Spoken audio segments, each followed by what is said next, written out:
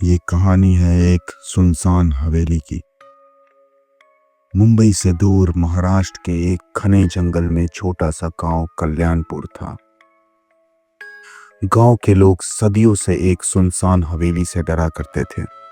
कहा जाता था कि वहां से रात में अजीब अजीब आवाजें आती हैं। वह हवेली, जिसे शापित हवेली भी कहा जाता था, दशकों से वीरान थी। लोगों का मानना था कि वहां एक औरत का साया है जो रात में अपनी खोई हुई बच्ची को पुकारती है। गांव का हर बच्चा यह कहानी सुनकर बड़ा हुआ था। एक दिन मुंबई से एक युवा पत्रकार आदित्य इसकी कहानी जानने के लिए गांव आया। उसने सुना था कि वहां कोई पत्रकार पहले भी गया था, लेकिन वह लौट कर कभी नहीं आया। आदित्य का मानना था कि ये सब अंधविश्वास गांव वाले ने ही फैलाई है। वह सच्चाई उजागर करना चाहता था। रात के समय आदित्य ने कैमरा और टॉर्च लेकर हवेली जाने का फैसला किया। जैसे ही वो हवेली की ओर पहुंचा, वहां की ठंडक और सन्नाटे उसे बेचैन करने लगे।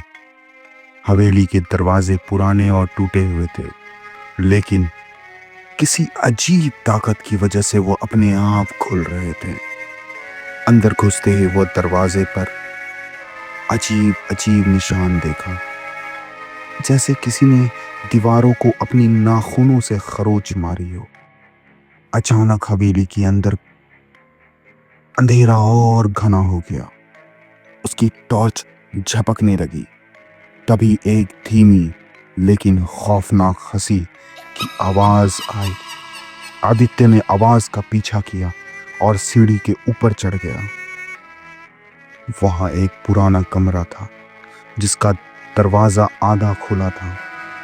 उसने दरवाजे की ओर से देखा तो अंदर एक झूला था जो अपने आप हिल रहा था।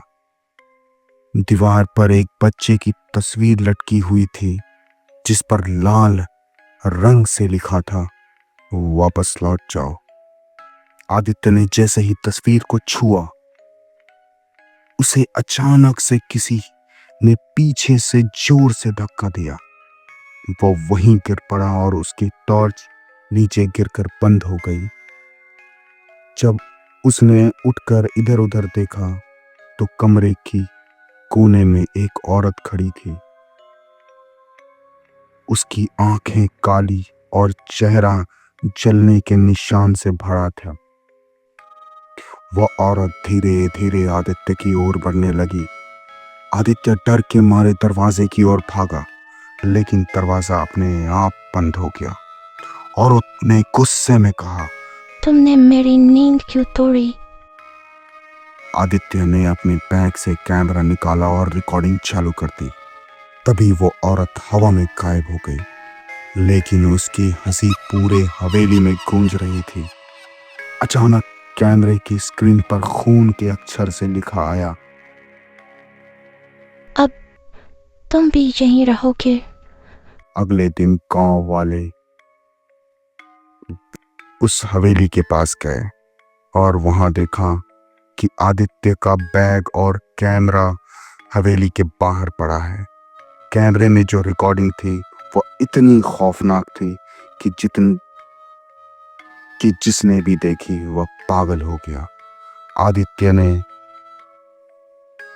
वहां अपने आप को कैद कर लिया। आदित्य का फिर कोई सुराग किसी को नहीं मिला, लेकिन आज भी कहते हैं कि रात में उस हवेली से एक आदमी और एक औरत, आदमी की चीखें और औरत की हंसी दोनों गूंजती हैं। धन्यवाद।